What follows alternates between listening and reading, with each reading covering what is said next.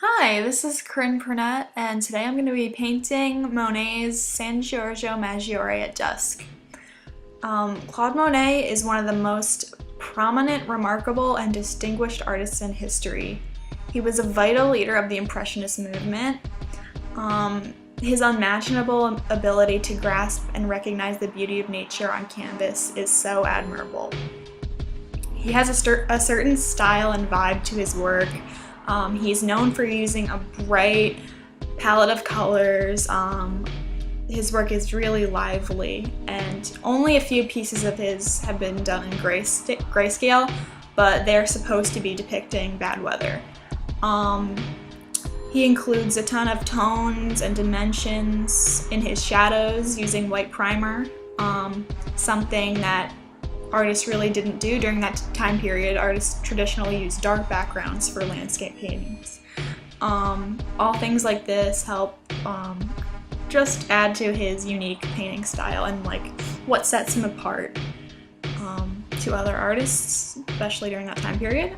He enjoyed painting the people and places he were closest to and familiar with. He used his surroundings as his inspiration. He's known for landscape, seascape, Paris depictions, and Normandy coast depictions. He often painted his muses, the women in his life, Camille and Alice, as models as well. He was raised on the Normandy coast. His father was a grocer and his mother died in 1857. He earned a reputation as a caricaturist in the streets. He was eventually introduced to plein air painting by Eugene Boudin when Monet caught his attention due to his amazing art abilities. He was released from the military service because of sickness in 1862. He served 1 year.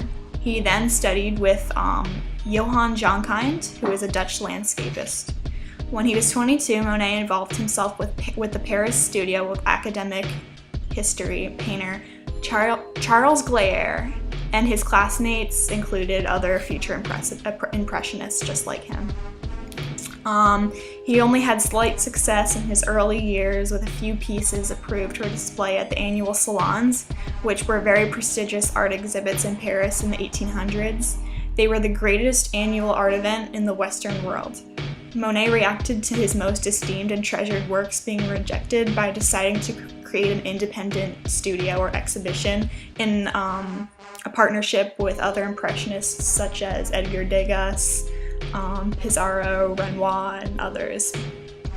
A piece of his called Impression Sunrise was one of his additions to this exhibition, and it got awful reviews and was very harshly judged due to the unfinished look to it. People didn't like the loose-handedness and vague forms. The artists, however, saw this as a wonderful thing. They referred to themselves as Impressionists after the title of the piece, and the word was originally one of mocking, but it would soon bring on a new definition. He escaped the Franco-Prussian War in 1870 in London. He came back a year afterwards and moved to a few different places in France, but mainly settled in the rural area of Giverny in 1883. That is the house that is known for his prestige gardens, where he would frequently paint after he died. The house continued to be well kept and was open to the public in 1981, and it is now the Musée Claude Monet.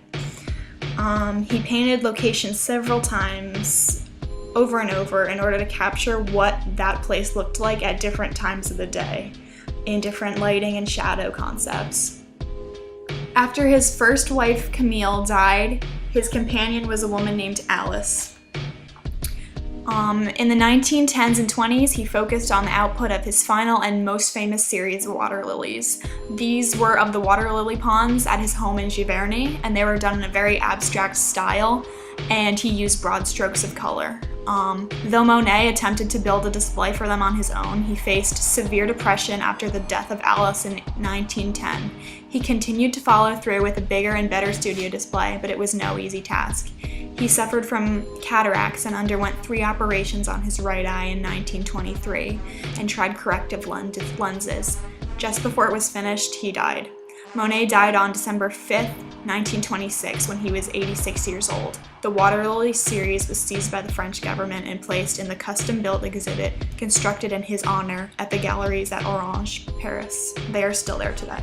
I noticed that my camera shut off while I was in the middle of painting it, so I got less than halfway through, but I figured I'd just show you what I had done with the painting, just to finish it off, I guess. So this is the finished product here. You guys probably saw me filming this bottom orange ocean sort of thing, and then this part of the silhouette of Venice from a boat. I just kind of did the same technique over here on just kind of the rest of Venice and this little like basilica sort of thing and that outline of the shadow, and then on top I started in with a darker blue, and then I blended in a more pastel blue, as Monet is known to do. He used a lot of pastel in his palette. So I used some pastel yellow and some mild orange and then some hot red down here. I'm just trying to replicate the painting as he did.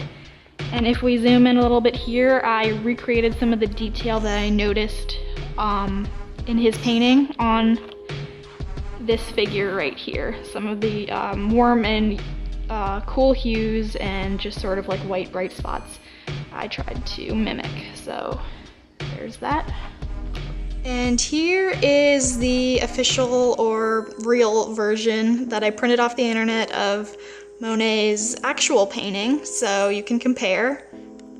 And here's the direct comparison.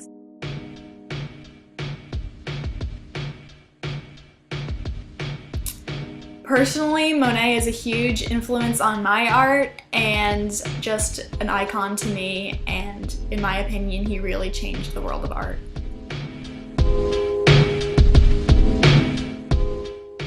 As an artist and perfectionist, I can definitely relate to this quote. I hope you can appreciate and enjoy this video.